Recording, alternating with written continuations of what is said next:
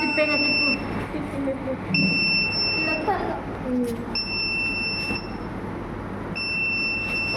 Next time చేయాలి. Switch అక్కడ ఇక్కడ ఇక్కడ ఇక్కడ స్విచ్ చెయ్యి పెట్టకు. చేయితోనే స్విచ్ చిన్నది వినొచ్చుకోగలరా మళ్ళీ వద్దు, కరెక్ట్ వద్దు.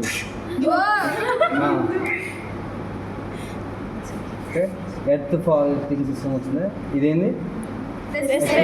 ఒకటి ఎక్స్ప్లెయిన్ చేయి. MOSFET capacitor